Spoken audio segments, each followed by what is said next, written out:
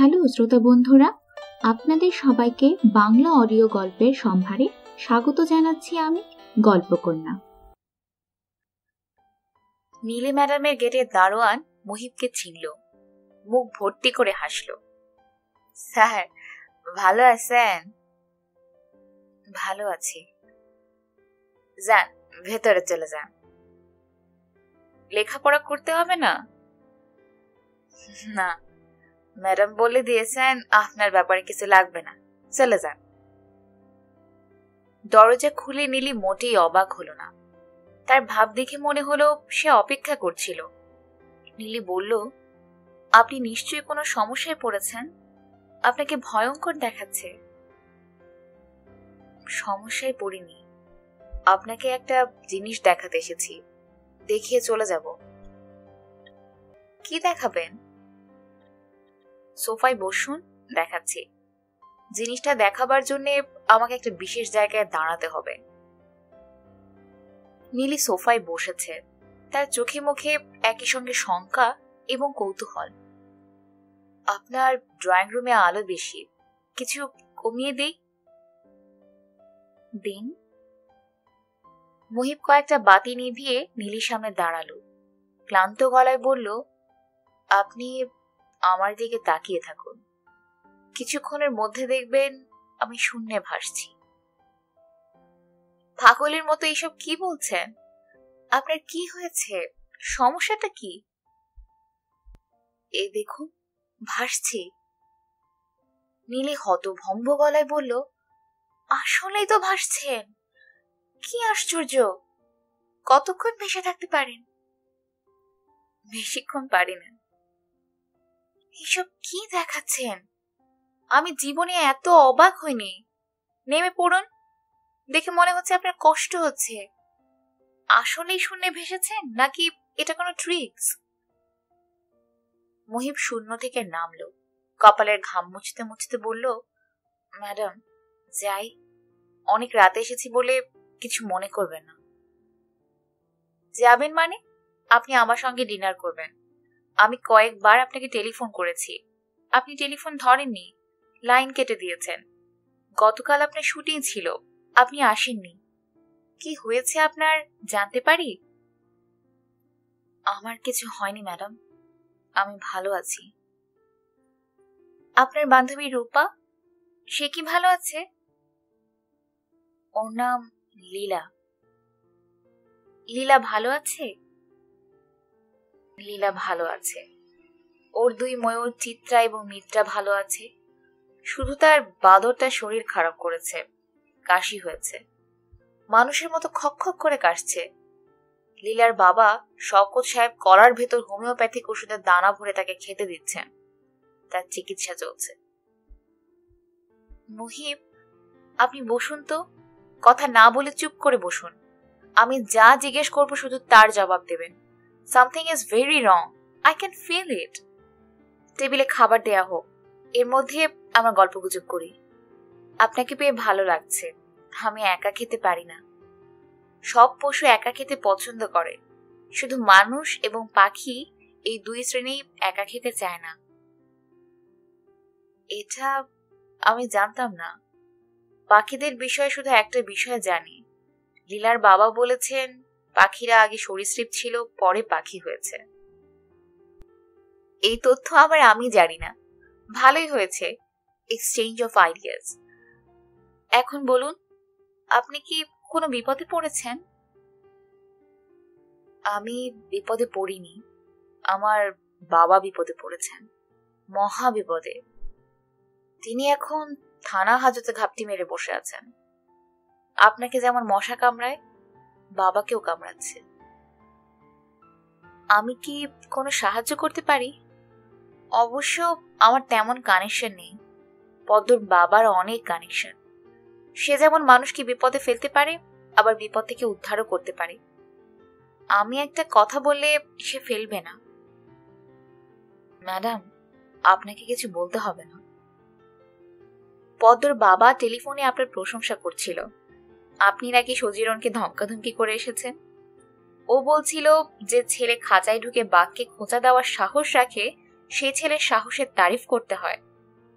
আপনি চাইলেই সে আপনাকে ভালো একটা চাকরি দিয়ে দেবে। তাকে বলবো? না। না কেন? ম্যাডাম, আমি দুষ্টু লোকের চাকরি করি না। আমি হিমু হতে চাচ্ছি। হিমুরা দুষ্টু লোকের অধীনে কাজ করে না। আমি কোনো চাকরি দিলে করবেন? আমি ম্যানেজার জাতীয় একজনকে খুঁজছিলাম। ম্যাডাম, আপনার চাকরিও করব না। আমি তো দুষ্টু লোক না, আমার চাকরি কেন করবেন না? এখন আপনি আমাকে দেখছেন খানিকটা বন্ধুর মতো, আমাকে নিয়ে টেবিলে খেতে বসছেন। আপনার চাকরি নেবার পরপর আপনি আমাকে দেখবেন বেতনভুক্ত কর্মচারীর মতো, আমাকে এক টেবিলে নিয়ে খেতে বসবেন না। আমি যদি অভিনয় করি, আমার বিপরীতে নায়িকা চরিত্রে অভিনয় করবেন না। খাওয়া দেয়া হয়েছে, খেতে আসুন। আর যদি আপনার আপত্তি না থাকে, আপনার বাবা কি সমস্যায় পড়েছেন সেটা বলুন।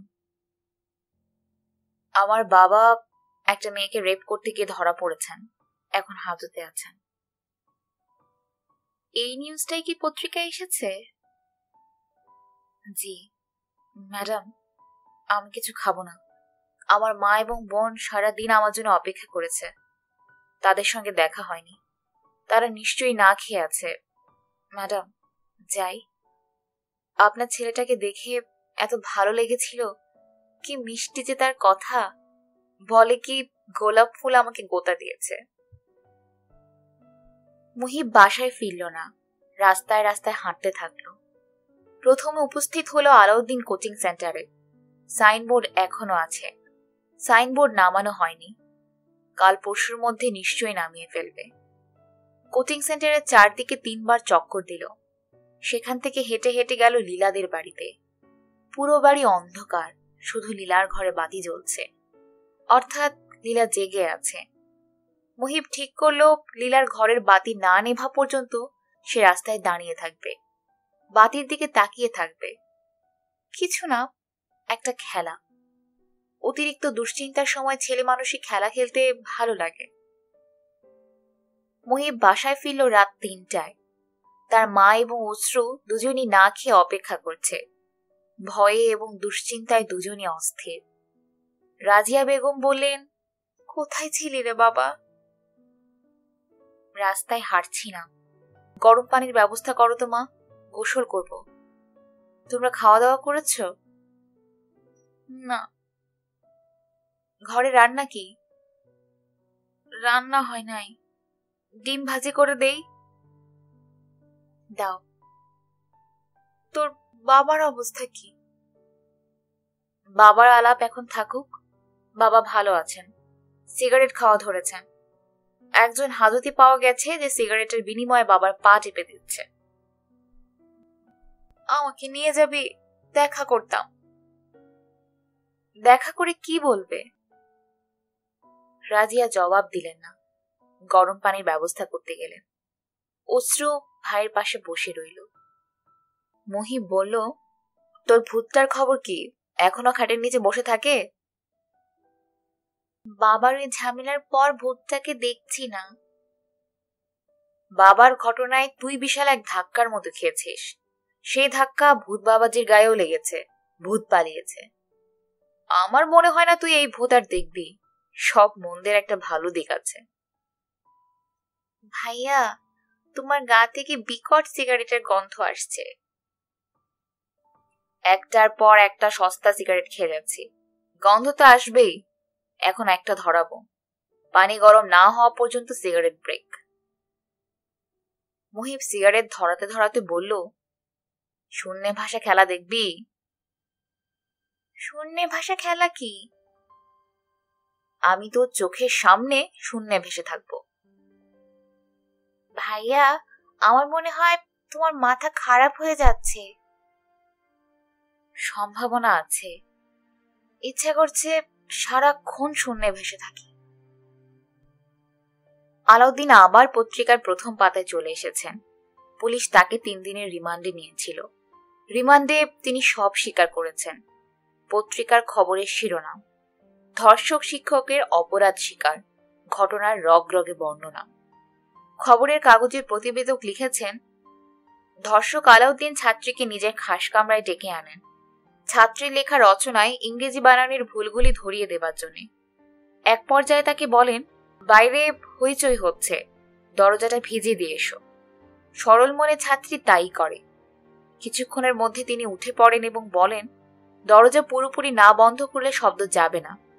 এই বলে নিজেই দরজা ছিটকিনে লাগিয়ে দেন এবং ছাত্রীর সামনে এসে বসতে বসতে বলেন, তোমাকে আমার খুবই ভালো লাগে, কিন্তু আমার পক্ষে তোমাকে বিবাহ করা সম্ভব না।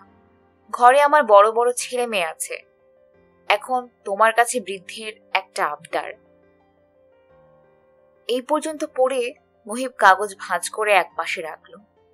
সে বসেছে আমানুল্লাহ টি স্টলে। নীলি ম্যাডামের বাড়ির কাছে টি স্টল। প্রায়ই সে এখানে চা খেতে আসে, তার সঙ্গে বড় লাল রঙের ফ্লাস্ক। আজ সারা দিনে তার অনেক কর্মকাণ্ড আছে। এক একটা কাজ শেষ করবে আর এক কাপ করে চা খাবে। প্রথমে যাবে আলাউদ্দিন কোচিং সেন্টারে। কোচিং সেন্টারের বর্তমান প্রধান আবু হিসাম তাকে ডেকে পাঠিয়েছেন। জরুরি কি কথা নাকি আছে। মুহিবের পাশে বসা কাস্টমার বলল, ব্রাদার, কাগজটা কি পড়া হয়েছে? হ্যাঁ। ইন্টারেস্টিং কিছু আছে? ধর্ষণ নিউজ আছে, পড়লে মজা পেতে পারেন। মুহিব কাগজ এগিয়ে দিল। তার 2 কাপ চা খাওয়া হয়ে গেছে। এখন উঠে যাবার সময় হয়েছে। উঠতে ইচ্ছে করছে না, আবার বসে থাকতেও ভালো লাগছে না। গত 5 দিন তার বাবার সঙ্গে মুহিবের দেখা হয়নি।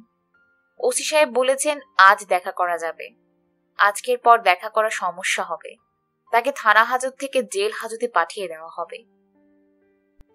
মুহিব আরেক কাপ চায়ের অর্ডার দিল।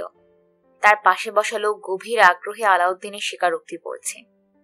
মুহিব তাকিয়ে আছে লোকটির দিকে এবং চিন্তা করছে বাবাকে নিয়ে তার নিজের আনন্দের কোনো স্মৃতি আছে কিনা। তেমন কিছু মনে পড়ছে না। কোনো না কোনো স্মৃতি নিশ্চয়ই আছে। মাথা ব্ল্যাঙ্ক হয়ে গেছে। অশ্রুকে জিজ্ঞেস করতে হবে। মেয়েরা সুখের স্মৃতি দুঃখের স্মৃতি সবই মনে করে রাখে, কিছুই ভোলে না। ব্রাদার, বুড়ার কারবার পড়েছেন? আরে তোর এই অবস্থা, তুই বেশ্যাবাড়ি যা, চন্দ্রিমা উদ্যানে যা। দিনে দুপুরে ছাত্রছাত্রীর সামনে দরজা বন্ধ করে এই সব কি? এদের কি করা উচিত জানেন? স্টেডিয়ামে সবার সামনে গুলি করা উচিত। Firing squad. মুহিব ফ্লাস্ক হাতে উঠে পড়ল। ফায়ারিং স্কোয়াড বিষয়ক আলোচনায় অংশ নিল না। আবু হিসাম অফিসেই ছিলেন। মুহিবকে দেখে গম্ভীর গলায় বললেন, আজকের কাগজ পড়েছ? আজ বুধবার, মিথ্যা দিবস। কাজী মুহিব বলল, না। না পড়ে ভালোই করেছ। তোমার বাবা অতি নোংরা কথাবার্তায় নিজের মুখে স্বীকার করেছে। মানুষটা যে বিকারগ্রস্ত আগে বুঝতে পারি নাই। কঠিন বিকার ছাড়া এই ধরনের কথাবার্তা বলাও সম্ভব না। নিজের অপমান, তার ঘনিষ্ঠজনের অপমান, বন্ধু বান্ধবদের অপমান। জরুরি কি কথা বলার জন্য নাকি খবর দিয়েছেন? শুনলাম জমিটা বিক্রি করার চেষ্টা করছো, দালাল লাগিয়েছ? জি চাচা। জমি বেচলে তোমরা থাকবে কোথায়? মার এক ছোট ভাই আছেন, বাড্ডায় থাকেন, মোটর মেকানিক। মাকে আর অশ্রুকে ওই বাড়িতে পাঠিয়ে দেব। আর তুমি, তুমি কোথায় থাকবে? আমার ব্যাপারটা নিয়ে চিন্তা করি নাই চাচা। সব চিন্তা একটার পর একটা করতে হয়, একসঙ্গে 3-4টা চিন্তা করা যায় না। জমির দাম কত চাও? বাজারে যে দর আছে তাই চাই, সেটা পাবো বলে মনে হয় না। খদ্দের পাওয়া গেছে? একজন পেয়েছি, 7 লাখ দিতে চাই। বলেছে রাজি হলে আগামীকাল বায়না করবে। এটা মিথ্যা। একজন পাওয়া গেছে ঠিকই, তবে সে 4 লাখ দাম বলছে। বুধবার হবার কারণে অনায়াসে মিথ্যা বলতে পারছে। মুহিব, এই জমিটা নিয়ে আমার কিছু কথা আছে। জি চাচা, বলুন। তোমার বাবা এবং আমি দুজনে মিলে ঠিক করি জমিটা কিনবো। বায়নার টাকা অর্ধেক আমার দেয়া। বিশ্বাস না হলে তোমার বাবাকে জিজ্ঞেস করে দেখতে পারো। যাই হোক, তোমার পিতা ছিলেন অতি ধান্দাবাজ লোক, জমি কিনলেন তার নামে। পুরনো প্রসঙ্গ তুলে লাভ নাই, জমিটা আমি কিনবো, তবে 5 লাখ টাকার বেশি একটা কানা পয়সাও পাবে না। ইচ্ছা করলেও কানা পয়সা দিতে পারবেন না চাচা, কানা পয়সা বলে বাজারে কিছু নাই। তোমার সঙ্গে রসিকতা করার সময় আমার নাই। 5 লাখে দেবে? জি দেব, যদি টাকাটা আজকালের মধ্যেই পাই। টাকা আগামীকাল দিব, জানি তোমার টাকাটা ইমিডিয়েট দরকার, এখন বায়না বাবদ কিছু নিয়ে যাও। তিনি ড্রয়ার খুলে 500 টাকার একটা বান্ডেল বের করলেন, একটা স্ট্যাম্প পেপার বের করলেন, সেখানে আগেই টাইপ করে লেখা বায়না বাবদ 50,000 টাকা বুঝিয়া পাইলাম ইত্যাদি। মুহিবকে স্বীকার করতে হলো হিসাম নামের মানুষটা কাজকর্মে যথেষ্ট গোছানো। মুহিব বলল, চাচা চা খাবেন? চা? জি চা, খুব ভালো চা, আফিং দেয়া। 1 কাপ খেলে আরেক কাপ খেতে ইচ্ছা করবে। হিসাম সাহেব চোখ শুরু করে তাকিয়ে আছেন। মুহিব ফ্লাস্ক খুলে ফ্লাস্কের মুখে চা ঢালছে। হিসাম সাহেব না খেলে সে নিজেই খাবে। আমি চা পান করি না। চাচা অনুমতি দিলে আমি পান করে ফেলি, তারপর ফ্লাস্ক নিয়ে বাবার কাছে যাব, বাবাকে পান করাবো। আলাউদ্দিন উবু হয়ে বসে চুপচুপ করে চা খাচ্ছেন। তার গায়ে হাতা কাটা গেঞ্জি, পরনে লুঙ্গি, লুঙ্গি সামান্য উঁচু হয়ে আছে বলে কাঠি কাঠি পা দেখা যাচ্ছে। তাকে এখন মোটামুটি একজন ভিখিরির মতোই লাগছে। চোখের চশমাটা শুধু পোশাকের সঙ্গে যাচ্ছে না, চশমার বাঁ দিকের কাঁচটা ভেঙে 3 টুকরা হয়ে ফ্রেমের সঙ্গে ঝুলে রয়েছে। মুহিব বলল, চশমা ভাঙলো কিভাবে? আলাউদ্দিন প্রশ্নের জবাব না দিয়ে বললেন, ভালো চা বানিয়েছে। তোর মা যে চা বানায় মুখে দেয়া যায় না, মনে হয় ঘোড়ার পিসাব। জীবন পার করে দিয়েছি ঘোড়ার পিসাব খেয়ে। জায়গা বিক্রির ব্যবস্থা হয়েছে, হিসাম চাচা কিনবেন।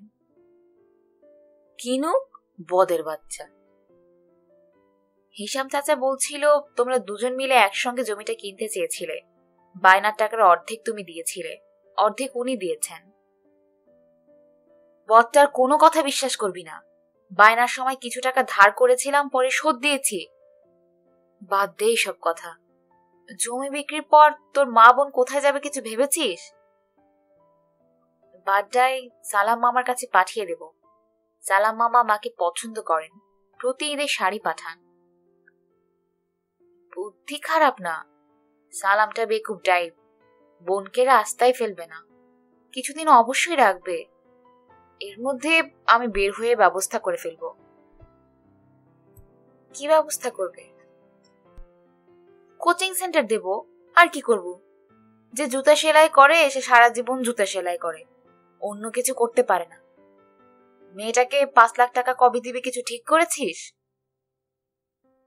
টাকা হাতে পেলেই দেব। 3-4-এর মধ্যে রফা দফা করা যায় কিনা দেখবি। টাকা দেওয়ার সময় চোখের পানি ফেলে রিকোয়েস্ট করবি, পুরা বিষয়টাই যে সাজানো এটা তুই জানিস না এরকম ভাব করবি। আচ্ছা।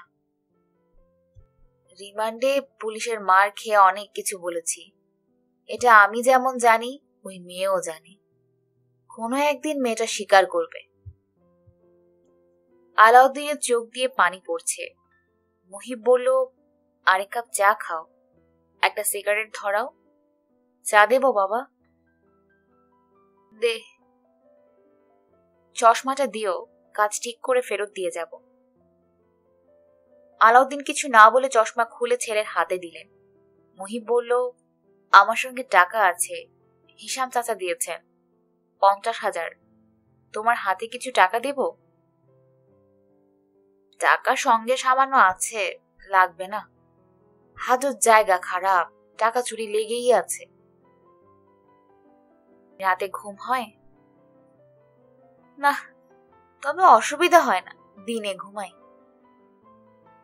কোনো গান টানের মধ্যে মাথায় এসেছে? একটা নোট খাতার কলম কিনে দেই, মাথায় কিছু এলে লিখে ফেলবে। অনেক দিন গান লেখো না। আলাউদ্দিন হেসে ফেললেন। মুহিব বলল, বাবা আমি উঠি। তোমার আর কিছু বলার থাকলে বলো। একটা কথা বলার আছে। সারা জীবন তোকে গাধা বলেছি, অর্ধমানব বলেছি। হাজতে এসে বুঝতে পেরেছি আমার জীবনের সবচেয়ে বড় পুণ্য তোর মতো গাধা মানবের জন্ম দেয়া। আলাউদ্দিন আবার কাঁদতে শুরু করলেন। মুহিব বলল, বাবা, চায়ে চুমুক দাও। আলাউদ্দিন কাঁদতে কাঁদতে চায়ে চুমুক দিয়ে বিষম খেলেন। মুহিব বাবার পিঠে হাত রাখল। আলাউদ্দিন নিজেকে সামলে নিয়ে বললেন, ছোট্ট ভুল কথা বললাম। হাজতে ঢুকে বুঝেছি এটা ঠিক না। তুই যে রাতে কোলে করে তোর মাকে ঘরে নিয়ে গেলি, সেদিনই বুঝেছি। মুহিব উঠে দাঁড়াতে দাঁড়াতে বলল, বুঝলে বুঝেছ। বাবা, আমি এখন যাচ্ছি। বাসায় যাবি? কিছু কাজ আছে, কাজ সেরে বাসায় যাব। তোর বড় দুই বোন রেশমা, শিউলি এরা কোনো খোঁজ খবর করেছে? রেশমা আপু কুরিয়ারে একটা চিঠি পাঠিয়েছে। সঙ্গে আছে? আছে, তোমার না পড়াই ভালো। আলাউদ্দিন বিরক্ত গলায় বললেন, সিচুয়েশন বুঝতে হলে ভালো মন্দ সবকিছুই জানা দরকার। এক চক্ষু হরিণের মতো হলে চলবে না। শুধু ভালো দেখবো, মন্দ দেখবো না। মুহিব চিঠি রেখে চলে গেল। চিঠি মুহিবকে লেখা। প্রিয় খোকন, কুত্তা বাপের কারণে আজ আমি অকুল পাথারে। দিন রাত তোর দুলাভাইয়ের কথা শুনতে হচ্ছে। সেদিন গায়ে পর্যন্ত হাত তুলেছে। আগে এ সাহস ছিল না। লোক জানাজানির আগে তুই কুত্তা বাপটার গলা টিপে মেরে ফেলতে পারলি না? আলাউদ্দিন দীর্ঘ চিঠি দুবার পড়ে বললেন, ভেরি স্যাড, 10টা বানান ভুল। আজ সকাল থেকেই লীলা ছাদে। আহসান ট্রাক ভর্তি গাছপালা নিয়ে এসেছে। ছাদে বাগান হবে। একজন মালি এসেছে, রাজমিস্ত্রি এসেছে। সিঙ্গাপুর থেকে কিছু মূর্তিও আনা হয়েছে, পরীর মূর্তি। মূর্তিগুলি গাছপালার ফাঁকে ফাঁকে বসানো হবে।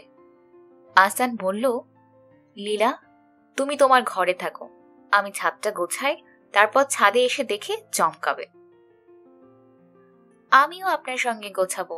সব রেডি হয়ে গেলে মুহিবকে আসতে বলবো, সে চমকাবে।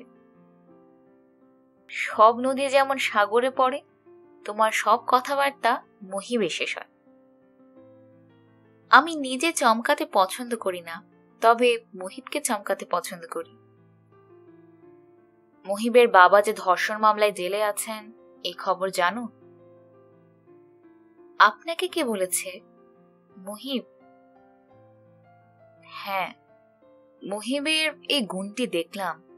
তার মধ্যে লুকোছাপা নেই, সত্যি কথা বলে। বুধবারে সে সত্যি কথা বলে না। বুধবার হচ্ছে তার মিথ্যা দিবস। ওই দিন সে মিথ্যা বলবে। তোমার কাছেও? হ্যাঁ, আমার কাছেও। এর কারণ কি জানো? জানি না, জানতে চাইও নি। আমার ধারণা আমি কারণটা জানি। নিম্নবিত্ত বা নিম্ন মধ্যবিত্ত যুবকদের নিজেকে বিশেষভাবে প্রকাশ করার তেমন সুবিধা নেই। সে ব্র্যান্ডের শার্ট কিনতে পারবে না, নতুন মডেলের গাড়ি কিনতে পারবে না, ইচ্ছা করলেই বান্ধবীকে নিয়ে দামি কোনো রেস্টুরেন্টে খেতে যেতে পারবে না। তাকে খুঁজে বের করতে হয় তার আয়ত্তে আছে এমন কিছু, যেমন মিথ্যা দিবস, কথা বন্ধ দিবস, এইসব। আমার ধারণা যদি সত্যি হয় তাহলে একদিন শুনবে সে শনি বা রবিবারকে ডিক্লেয়ার করেছে কথা না বলা দিবস। সেদিন সে তোমার সঙ্গে দেখা করতে আসবে, কিন্তু কথা বলবে না। তুমি প্রশ্ন করলে লিখে উত্তর দেবে। আপনার অবজারভেশন সত্যি হতেও পারে। তোমার মিথ্যা দিবস বান্ধব কিন্তু শূন্য ভাষার ম্যাজিকটা অতি দ্রুত শিখেছে এবং ভালো শিখেছে। আমি নিজেই অবাক হয়েছি। সে যে কাজই করে খুব মন দিয়ে করে। একটা পর্যায় পর্যন্ত করে, তারপর থেমে যায়। পরিস্থিতি তাকে থামিয়ে দেয়। আমাকে একটা কথা বলো তো, মুহিবের বিষয়ে তোমার পরিকল্পনা কি? তাকে বিয়ে করবে, নাকি সে হবে তোমার দুই ময়ূর, মিত্রা এবং চিত্রার মতো পোষা বন্ধু? বাঁদরটার কথা বললাম না। বাঁদরের কথা বললে তুমি আহত হবে, এই সম্ভাবনা আছে। মনে করুন আপনি আহসান না, আপনি লীলা, আপনি হলে কি করতেন? আপনার অনেস্ট মতামত কি? তোমার মেন্টাল মেকআপের কাছাকাছি যাওয়া আমার পক্ষে সম্ভব না। মেয়েদের মেন্টাল মেকআপের কমপ্লেক্সিটি আমার জানাও নেই, কাজেই মতামত দিতে পারছি না। শুধু একটা জিনিস বলতে পারছি, মুহিবের প্রতি তোমার প্রেম নেই। প্রেম নেই? না, তুমি তার কর্মকাণ্ড দেখে খুশি হও, আবার তোমার পোষা জীবজন্তুর কর্মকাণ্ড দেখেও খুশি হও। তাকে তুমি আশেপাশে অবশ্যই রাখতে চাও, তার শূন্য ভাষা দেখে মজা পাবার জন্যে বা অন্যান্য কাজকর্মে মজা পাবার জন্যে। এর বেশি কিছু না। সত্যি যদি তার প্রেমে পড়তে, তাহলে তার এত বড় দুঃসময়ে তুমি তার পাশে থাকতে। তুমি কিন্তু পাশে নেই। তার পাশে থাকা মানে তাকে লজ্জা দেয়া। এই লজ্জাটা তাকে দিতে চাচ্ছি না। শুধু লজ্জা দেয়া না, লজ্জা পাওয়াও। তুমি লজ্জাটাও পেতে চাচ্ছ না। আচ্ছা লীলা, তুমি কখনো তার বাসায় গিয়েছ? তার মা, বোন এদের সঙ্গে তোমার দেখা হয়েছে? না। কোনো মেয়ে যদি সত্যি সত্যি কোনো ছেলের প্রেমে পড়ে, সে তখন এই ছেলের আশেপাশে সব কিছুর প্রেমে পড়ে। লীলা তাকিয়ে আছে। সে এইভাবে কখনো চিন্তা করেনি। আসান বলল, তোমার চেহারা দেখে মনে হচ্ছে তুমি সামান্য মন খারাপ করেছ। দাঁড়াও, মন ভালো করে দেই। মুহিব ছেলেটা কিন্তু তোমাকে অসম্ভব ভালোবাসে। আমি কাল রাতে বিষয়টা টের পেয়েছি। কিভাবে টের পেয়েছেন? শূন্য ভাষার ম্যাজিক শিখে আমার ঘর থেকে সে যখন বের হলো, আমি তার পেছনে একজন লোক লাগিয়ে দিলাম। তার দায়িত্ব হচ্ছে মুহিবকে ফলো করা। এটা কেন করলেন? তোমার প্রতি দায়িত্ববোধ থেকে করলাম। তুমি মুহিবের সঙ্গে ঘনিষ্ঠভাবে মিশছ। মুহিব ছেলেটা কেমন জানা দরকার। মুহিব কি করলো জানো? কি করলো? অনেক কিছুই করলো। হাঁটাহাঁটি, চায়ের দোকানে চা খাওয়া। একটা পর্যায়ে সে এসে তোমাদের বাসার সামনে দাঁড়ালো। তখন রাত 12:10। তোমার ঘরে বাতি জ্বলছিল। সে তাকিয়েছিল বাতির দিকে। যখন বাতি নিভল, সে চলে গেল। প্রায় 2 ঘন্টা ছিল। যে স্পাই লাগিয়েছিলেন সে এত ডিটেল মনে রেখেছে? স্পাইটা আমি নিজে। একটা কালো চাদর গায়ে জড়িয়ে বের হয়েছিলাম। মুহিব লক্ষ্য করেনি। তার অবশ্য চারদিক লক্ষ্য করার মতো মানসিক অবস্থাও ছিল না।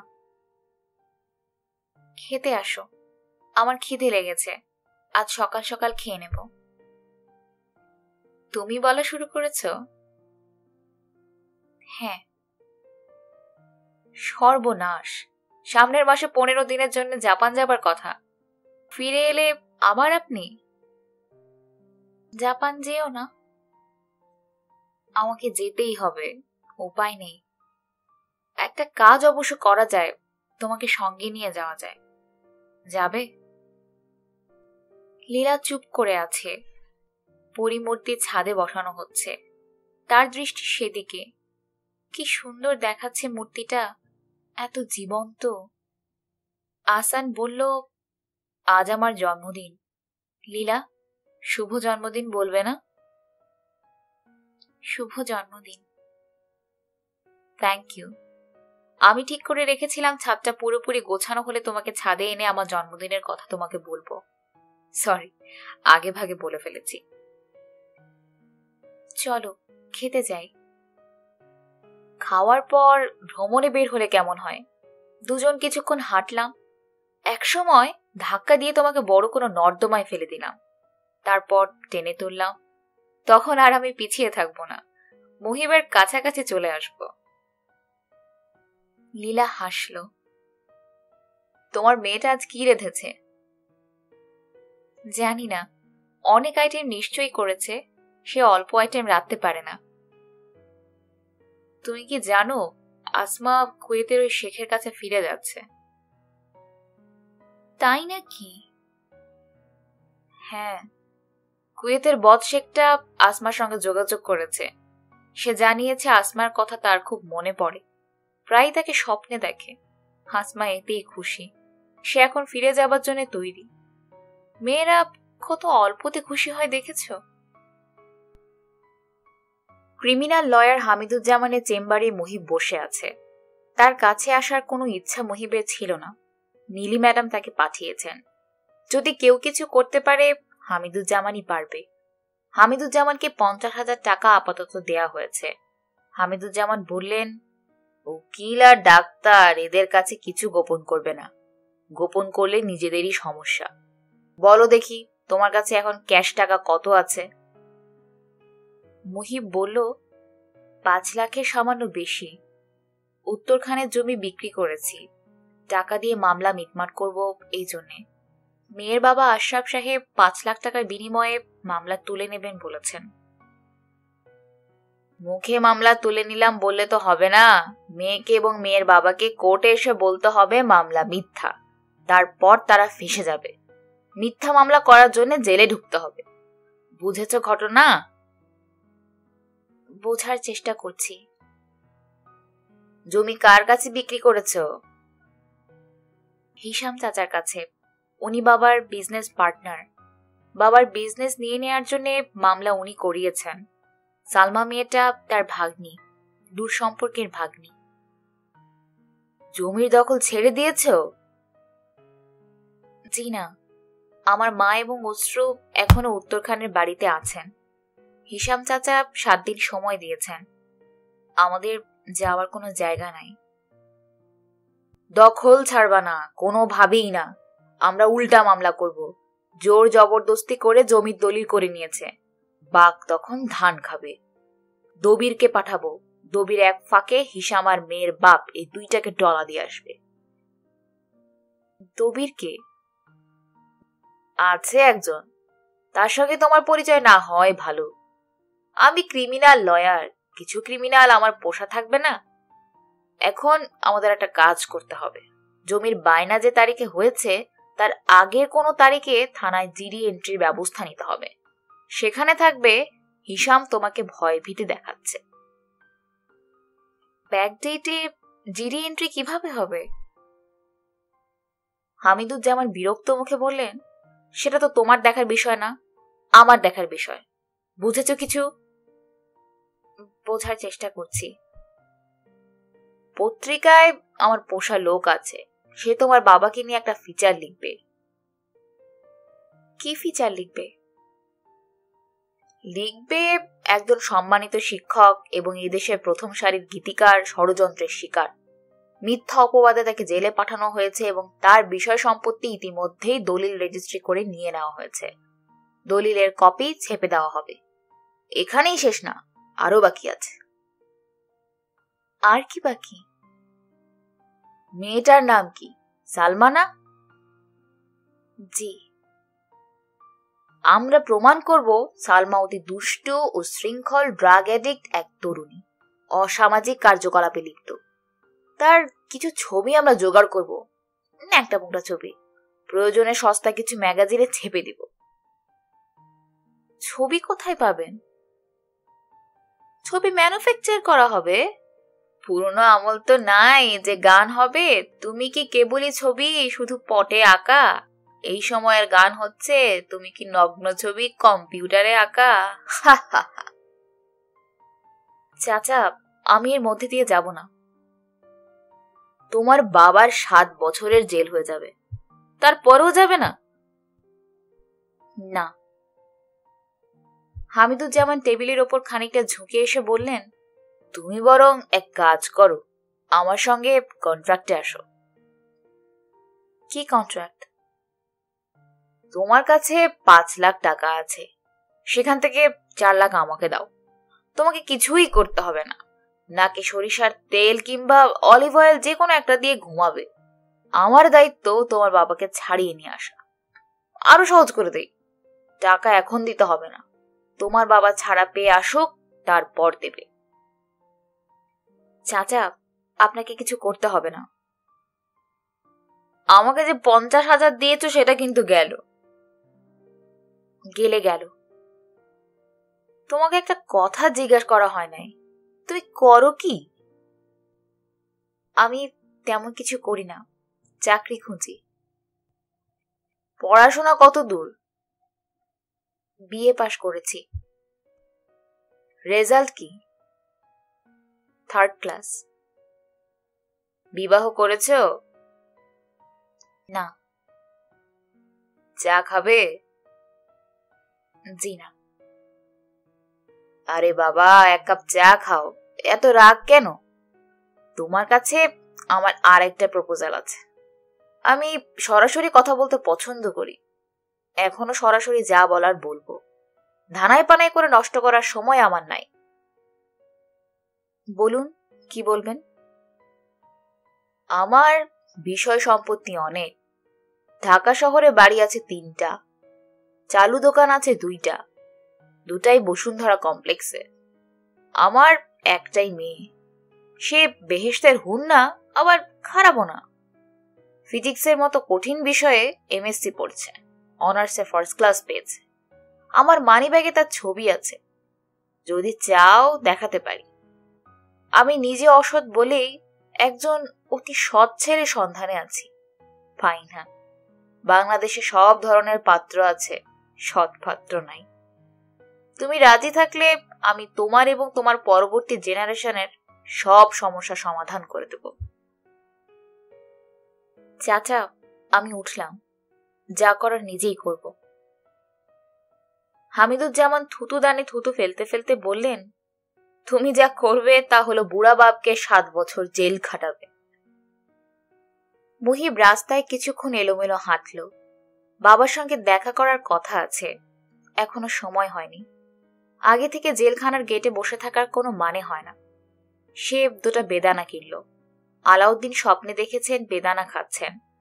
আজকাল প্রায় তিনি স্বপ্নে নানান খাদ্যদ্রব্য খেতে দেখেন। মুহিবকে সেসব কিনে নিয়ে যেতে হয়। হাঁটতে হাঁটতে মুহিব আজ দিনের কাজগুলি গুছিয়ে নিতে চেষ্টা করল। ডিরেক্টর সাহেবের সঙ্গে দেখা করতে হবে। নতুন একটা নাটক নিয়ে তিনি কথা বলবেন। লীলার সঙ্গে অনেক দিন দেখা হয় না, একবার লীলাকে দেখে আসা দরকার। আজ শেষ রাতে সে স্বপ্নে দেখেছে লীলা তার সঙ্গে ঝগড়া করছে, শাড়ি আঁচলে পেঁচিয়ে কঠিন ঝগড়া। মুহিব ঝগড়ার বিষয়টা মনে করার চেষ্টা করল, কিছুতেই মনে পড়ছে না। হঠাৎ কোনো একদিন মনে পড়বে। লীলাকে একটা টেলিফোন কি করবে? তার মোবাইলে ক্রেডিট নেই বললেই হয়। মুহিব মনে মনে বলল, লীলা, আমাকে একটা টেলিফোন করো প্লিজ, লীলা করো। টেলিপ্যাথির মাধ্যমে যোগাযোগের চেষ্টা। হিমুর একটা বইয়ে এরকম আছে। হিমু এই ভঙ্গিতে যোগাযোগ করতে পারত। বাদলের সঙ্গে তার কথা বলা দরকার। সে চোখ বন্ধ করে বলতো, বাদল, বাদল। সঙ্গে সঙ্গে বাদলের টেলিফোন। মুহিবের টেলিফোন বাজছে। আশ্চর্য, লীলার টেলিফোন। লীলা বলল, আজ সন্ধ্যায় তুমি কি করছো? কেন বলো তো? আজ রাতে তোমার নাটকটা দেখাবে, তোমাকে নিয়ে একসঙ্গে দেখতাম। 3 জন মিলে দেখব, আমি, তুমি আর আহসান সাহেব। না। না কেন? তোমাকে সঙ্গে নিয়ে নাটক দেখতে লজ্জা লাগবে। নিজের নাটক নিজে দেখবে না? নীলি ম্যাডাম দাওয়াত দিয়েছেন, আজ রাতে তার বাসায় নাটকটা দেখব। নাটকের শেষে আমার কি সব ভুল হয়েছে তিনি ধরিয়ে দেবেন। লীলা হাসছে। মুহিব বলল, হাসছ কেন? আমার ক্ষীণ সন্দেহ নীলি ম্যাডাম তোমার প্রেমে পড়েছেন। ছোট্ট উপদেশ দেই, উনার আকর্ষণী ক্ষমতা প্রচন্ড। তুমি আবার বিপদে পড়ে যেও না। বিপদে পড়ব না, কারণ নীলি ম্যাডাম কাউকে বিপদে ফেলার মানুষ না।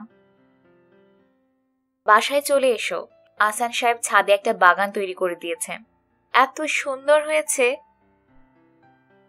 এখন আসতে পারবো না, বাবার কাছে যেতে হবে, তাকে বেদানা খাওয়াতে হবে, তিনি বেদানা খেতে চাচ্ছেন। লীলা, রাখি।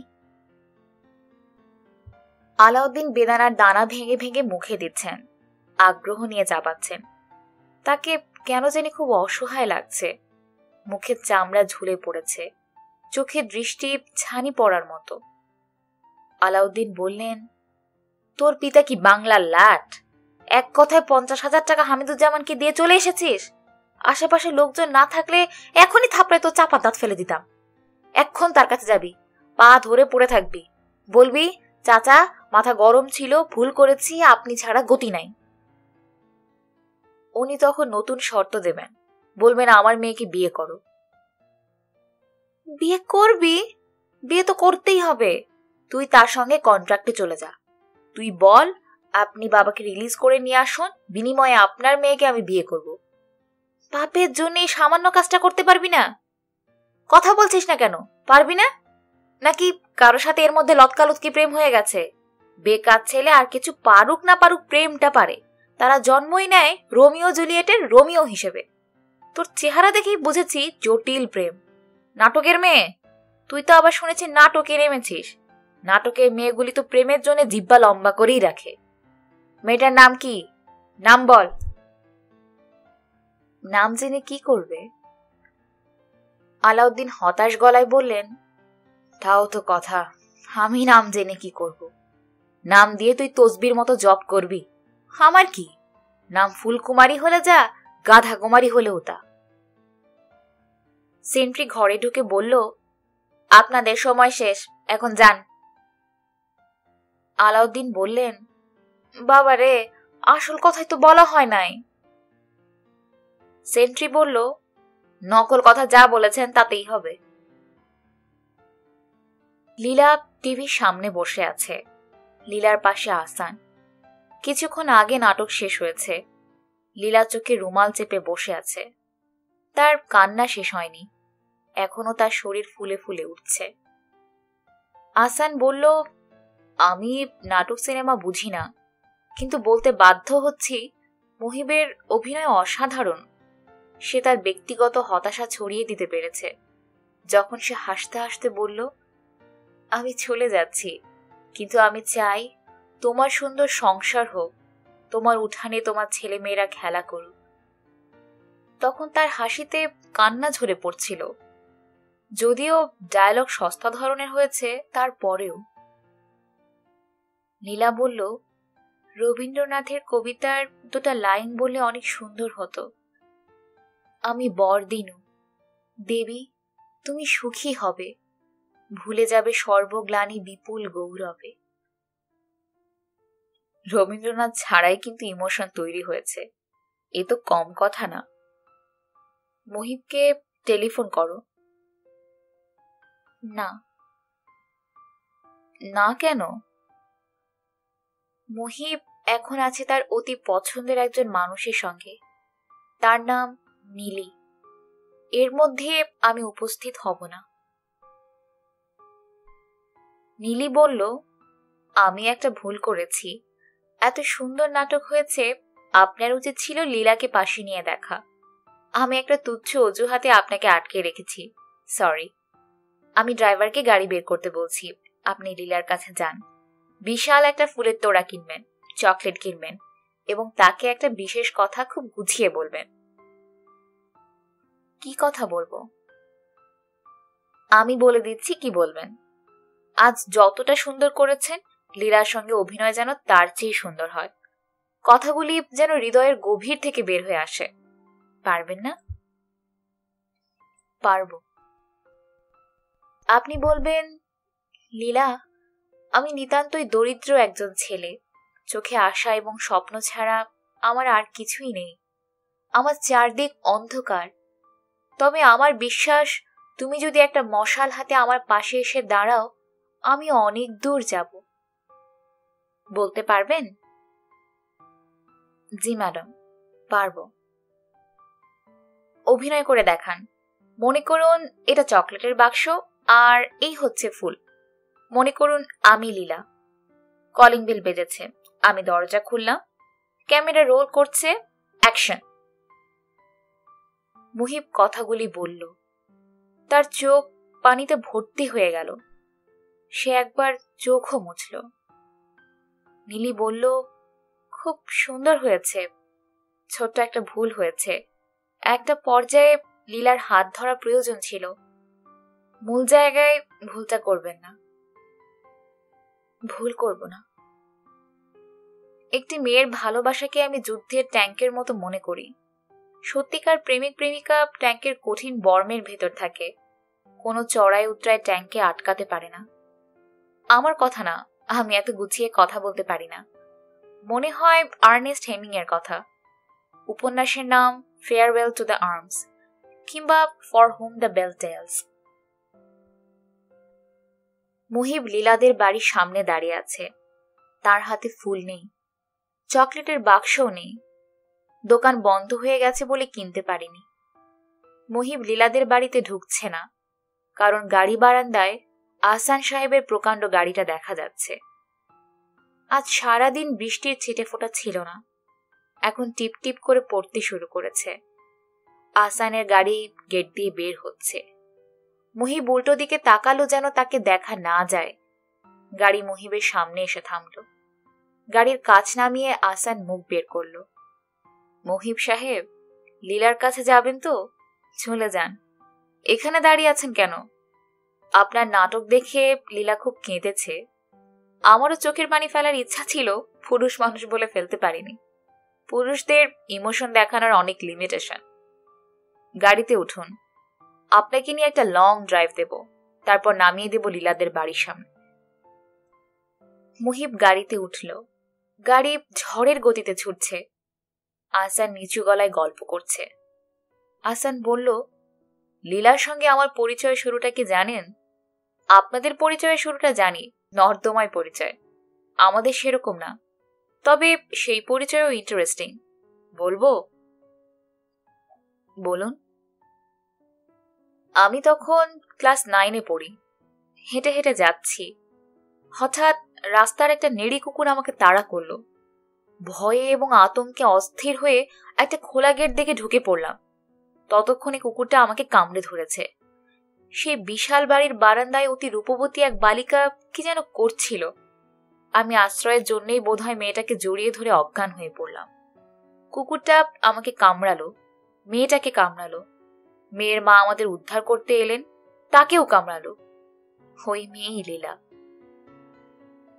লীলার মা আপনাকে খুব পছন্দ করতেন? হ্যাঁ, উনি বলতেন পাগলা কুকুর তাড়া করে আমার মেয়ের জামাইকে আমার ঘরে ঢুকিয়েছে। লীলার সঙ্গে আপনার পরিচয়ের গল্পটা খুব সুন্দর। গল্পটা চমৎকার, কারণ গল্পটা মিথ্যা।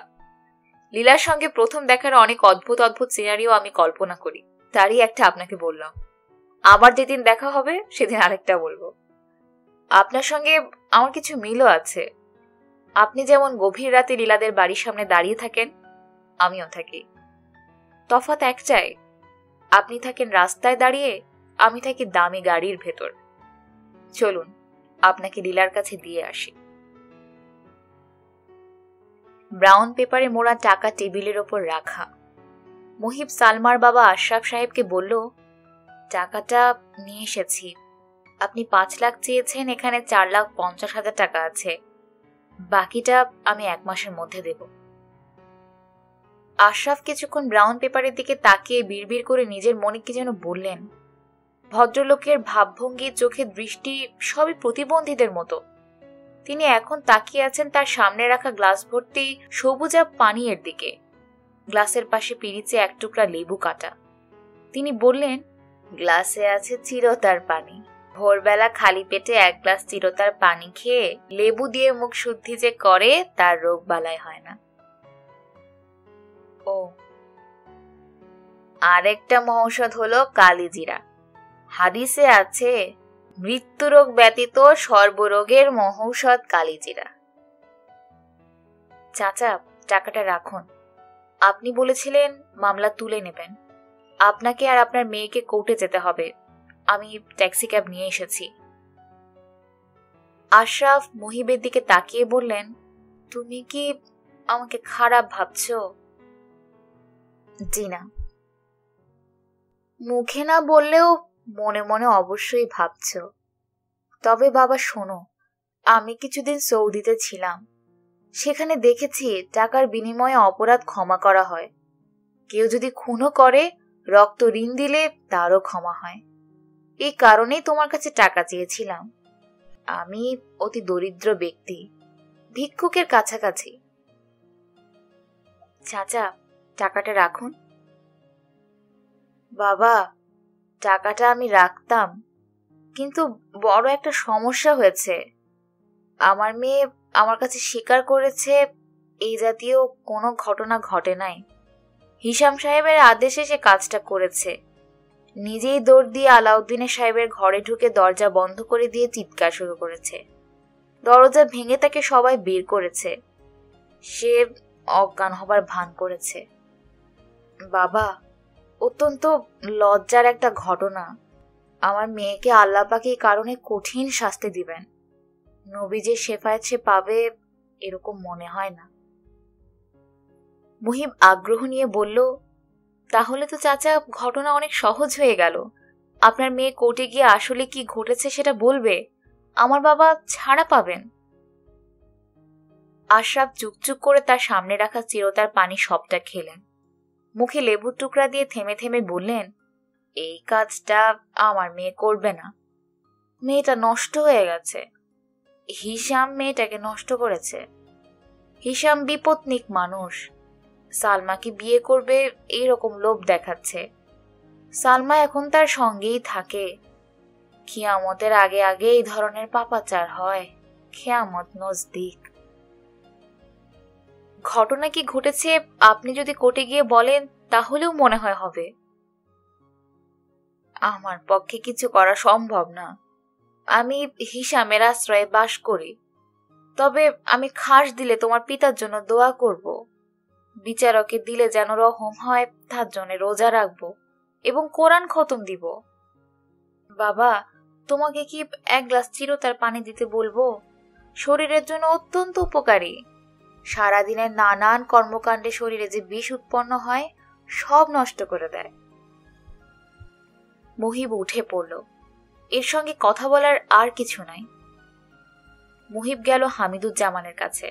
হামিদুজ্জামান বললেন, ঘুরে ফিরে সেই আমার কাছে? জি চাচা। টাকা এনেছো নাকি এমটি হ্যান্ডেড? টাকা এনেছি। এখানে 4.5 লাখ আছে। 4 চেয়েছিলাম, 4.5 এনেছো কেন? মুহিব কিছু বলল না। হামিদুজ্জামান মানিব্যাগ খুলে তার মেয়ের ছবি বের করলেন। ছবি এগিয়ে দিতে দিতে বললেন, মেয়ে দেখতে কেমন বলো? জি, সুন্দর। সুন্দর কিছু দেখলে বলতে হয় মাশাল্লাহ। বলো মাশাল্লাহ। মাশাল্লাহ। মেয়ের ডাক নাম মায়া। তোমার নামের সঙ্গে মিল আছে। তুমি মুহিব, সে মায়া। স্বামী স্ত্রীর নামের মিল থাকলে সংসার সুখের হয়। মায়ার সঙ্গে টেলিফোনে কথা বলতে চাও? জি না। সামনাসামনি কথা বলতে চাইলে গাড়ি পাঠিয়ে তাকে আনাই। চাচা, আমি আপনার মেয়েকে বিয়ে করব না। আপনি যা টাকা চেয়েছেন আপনাকে দিলাম। বাবাকে বাঁচান। বিনা অপরাধে ওনার জেল হলে দুঃখে আমার বাবা মারা যাবেন। 18 এপ্রিল, রবিবার। দ্রুত বিচার আইনে আলাউদ্দিনের 7 বছর সশ্রম কারাদণ্ড হয়ে গেল। বিচারক তার রায়ে মানুষ গড়ার কারিগর শিক্ষক সমাজের নৈতিক অধঃপতনের জন্য ক্ষোভ প্রকাশ করলেন। তিনি বললেন, শাস্তি আরও কঠোর করার ইচ্ছা ছিল। আসামির বয়স এবং স্বাস্থ্য বিবেচনা করে লঘু দণ্ড দেয়া হয়েছে। আজ বুধবার, মুহিবের মিথ্যা দিবস। সে অপেক্ষা করছে জেলখানার গেটে। আজ তার বাবা আলাউদ্দিন মুক্তি পাবেন। তার সাজার মেয়াদ শেষ হয়েছে। মুহিবের পাশে লীলা দাঁড়িয়ে আছে। লীলা বলল, বাবার জন্য একটা ফুলের মালা আনা দরকার ছিল না? বাবা কোনো রাজনৈতিক নেতা না লীলা, যে ফুলের মালা গলায় দিয়ে তাকে বের করতে হবে। দীর্ঘদিন অন্যায় শাস্তি তিনি ভোগ করেছেন। একটা ফুলের মালা তার অবশ্যই প্রাপ্য। এখন ফুলের মালা আমি পাবো কোথায়? ফুলের মালা আমি নিয়ে এসেছি। গুড। আমাকে কি তোমার বাবা পছন্দ করবেন? না, উনি কাউকেই পছন্দ করেন না। তবে দীর্ঘদিন জেলে থেকেছেন, তার মানসিকতা বদলাতেও পারে। আজ যে তোমাকে রাজপুত্রের মতো দেখাচ্ছে সেটা কি তুমি জানো? এখন জানলাম। তোমার কেমন আনন্দ হচ্ছে একটু বলবে? বাবা ঘরে ফিরবেন, আগের মতো আমাকে গাধা পুত্র বলে গালি দেবেন, ভাবতেই ভালো লাগছে। হোমের ডেফিনেশন কি মনে আছে? তোমাকে শিখিয়েছিলাম।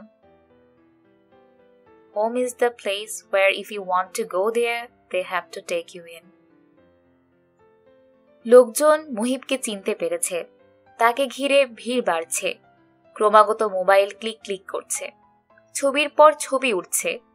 ভিড় সামলানোর জন্য পুলিশ এসেছে। পুলিশের ওসি ওয়াকি টকিতে আরো কিছু পুলিশ চেয়েছেন। ওসি সাহেব মুহিবকে বললেন, স্যার আপনি গাড়িতে বসুন, সব কন্ট্রোল করা যাবে না। পাবলিকের বিশ্রী স্বভাব, সেলিব্রিটি দেখলে হুঁশ থাকে না। মুহিবের মা এবং বোন জেল গেটে আসেনি। অস্ত্রর বিয়ে হয়েছে, সে স্বামীর সঙ্গে রাজশাহীতে থাকে। তাদের একটা মেয়ে হয়েছে, মেয়ের নাম মুহিব রেখেছে নীলি। এই নাম অস্ত্র বা অস্ত্র স্বামীর কারোই পছন্দ হয়নি। মুহিব বলেছে, এই নামের মেয়ের হার্ট হয় পৃথিবীর মতো বড়, নামটা রেখে দেখ। অস্ত্র স্বামী এবং মেয়েকে নিয়ে ভোরবেলা ঢাকা পৌঁছেছে। নীলির সামান্য জ্বর এসেছে বলে তারা আসেনি। অস্ত্রর স্বামীর নাম সাজ্জাদ। তার ভুবনে স্ত্রী এবং মেয়ে ছাড়া আর কিছুই নেই। মাঝে মাঝে অস্ত্রর খুবই বিরক্ত লাগে। সে বলে, আমি খাটের নিচে যে ভূতটা দেখতাম তুমি তার চেয়ে খারাপ। ভূতটা শুধু রাতে থাকতো, তুমি দিন রাত 24 ঘন্টা থাকো। ভূতটার চেহারার সঙ্গে তোমার মিল আছে। ভূতটার মাথায় চুল ছিল না, তোমার মাথায় টাক। ভূতটার মুখ ছিল লম্বা, তোমার মুখও লম্বা। কোনো কথাতেই সাজ্জাদের কিছু হয় না। সাজ্জাদের ধারণা, অস্ত্র যখন বেশি রাগারাগি করে তখন তার চেহারা অনেক সুন্দর হয়ে যায়, তার দিকে তাকিয়ে থাকতে ভালো লাগে। রাজিয়া বেগম জেল গেটে যাননি, কারণ তার অনেক কাজ। মানুষটা কতদিন পরে ঘরে আসবে, ঘরের ভাত খাবে। জেলখানায় 1 বছর শাস্তি রেয়াত হয়েছে, জেলের বছর 9 মাসে হয়। দীর্ঘ 6 বছরের কত কথা জমে আছে, কোনটার পর কোনটা বলবেন সেটা একটা সমস্যা। অস্ত্রর বিয়ের দিন কত বড় ঝামেলা হলো, বিয়ে ভেঙে যায় অবস্থা। তারপর হঠাৎ করে সব সমস্যার কি আশ্চর্য সমাধান। অস্ত্রর স্বামীকে শুরুতে তার পছন্দ হয়নি, বুড়োটে চেহারা, মাথায় চুলের বংশও নাই, কথাবার্তাও যেন কেমন কেমন, অর্ধেক কথা বলে তো অর্ধেক বলে না। এখন মনে হচ্ছে এরকম জামাই পাওয়া যে কোনো মেয়ের জন্যে ভাগ্যের কথা। হিসাম সাহেবের গল্পটা গুছিয়ে বলতে হবে। সালমা মেয়েটাকে বিয়ে করেছে, ধুমধাম করে। বিয়ের কার্ড দিতে এসেছিল। কি সুন্দর সুন্দর কথা। ভাবি, মেয়েটাকে উদ্ধারের জন্য এই কাজটা করলাম। গায়ে কলঙ্ক পড়ে গেছে, কে মেয়েকে বিয়ে করবে বলুন? মুহিবের ফ্ল্যাট কেনার ঘটনাটা সুন্দর করে বলতে হবে। ঘটনা বলতে গিয়ে আগপিছ হয় কিনা সেই ভয়ও আছে। আগপিছ হলে ঘটনার মজায় শেষ হয়ে যাবে। একদিন মুহিব তাকে নিয়ে গেল ফ্ল্যাট দেখতে। সে 4 তলার একটা ফ্ল্যাট কিনেছে, এখনো লিফট বসেনি। তিনি বললেন, বাবা রে, আমি তো সিঁড়ি বাইতে পারবো না। কোনো চিন্তা নাই মা, আমি কোলে করে তুলব। পাগল নাকি, তুই কোলে করে তুলবি কিভাবে? দেখো না কিভাবে তুলি। সত্যি সত্যি সে তাকে কোলে করে 4 তলায় তুলে বলল, সবচেয়ে সুন্দর ঘর কোনটা মা, খুঁজে বের করো। তিনি খুঁজে বের করলেন। বারান্দাওয়ালা বিরাট ঘর, দক্ষিণ দিকে জানালা, সারাক্ষণ হাওয়া আসছে। মুহিব বলল, মা, এই ঘরটা তোমার আর বাবার। এই ঘরের পাশের ঘরটাও তোমার। বাবার সঙ্গে যখন রাগারাগি হবে তখন এই ঘরে দরজা বন্ধ করে ঘুমাবে। মুহিব তার বাবার ঘরটা আগের মতো করে সাজিয়েছে। পুরনো চটি জুতা, পুরনো কাপড়, দেয়ালে ফ্রেমে বাঁধানো মুহিবের ছেঁড়া বিয়ের সার্টিফিকেট। টিভি নষ্ট হয়ে গেছে বলে নতুন টিভি কেনা হয়েছে। একটা বেতের ইজি চেয়ার কেনা হয়েছে। ঘরে এসি লাগানো হয়েছে। মানুষটা যেন এসির বাতাসে আরাম করে ঘুমাতে পারে। রাজিয়া বেগম দুপুরের খাবার আয়োজন করছেন। কাজের ছেলেটি বাজার নিয়ে এসেছে। ঘরে রান্নার মেয়ে আছে। রাজিয়া ঠিক করেছেন আজ নিজেই রাঁধবেন। সবই মুহিবের বাবার পছন্দের খাবার। করলা ভাজি, সঙ্গে কুচি কুচি আলু দিতে হবে, অল্প ভাজা হবে যেন করলা সবুজ থাকে। সজনে, সর্ষে বাটা দিয়ে, সঙ্গে কাঁচা মরিচ। কই মাছের ঝোল, টমেটো দিয়ে, কাঁচা টমেটো পেলে ভালো হয়। মাসকলাইয়ের ডাল, সঙ্গে টাকি মাছ দিতে হবে। রাতে করবেন হাঁসের মাংস, চালের আটার রুটি। মুহিবকে ঘিরে প্রচন্ড ভিড় বেড়েছে, ধাক্কাধাক্কি শুরু হয়েছে। লীলা ডানে সরতে সরতে ঝুপ করে নোংরা নর্দমায় পড়ে গেল। পুরনো দিনের কথা মনে করে খিলখিল করে হেসে ফেলল। প্রকৃতি বড়ই অদ্ভুত, প্রকৃতি পুনরাবৃত্তি পছন্দ করে। আলাউদ্দিন জেলগেট থেকে বের হয়েছেন। মুহিব ছুটে গিয়ে তাকে জড়িয়ে ধরেছে। আলাউদ্দিন বললেন, নর্দমায় পড়ে আছে মেয়েটা কে? বাবা, ও তোমার বৌমা, ওর নাম লীলা। আলাউদ্দিন ছেলেকে কঠিন ধমক দিলেন। বৌমা নর্দমায় পড়ে আছে, তুই তাকে তুলবি না? গাধা, অর্ধমানব। লীলার হাতে ফুলের মালা, সে চেষ্টা করছে মালায় যেন নোংরা না লাগে। ধন্যবাদ। গল্প কন্যার গল্প শেষ। জানি আমি, লাগলো বেশ। তাহলে আর দেরি কেন? লাইক করতে ভুলো না যেন।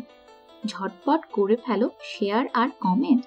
যাচ্ছি আমি এখন, যাচ্ছি না পার্মানেন্ট। আর এই চ্যানেলে সাবস্ক্রাইব করবে যারা, নতুন নতুন গল্পগুলো শুনতে পাবে।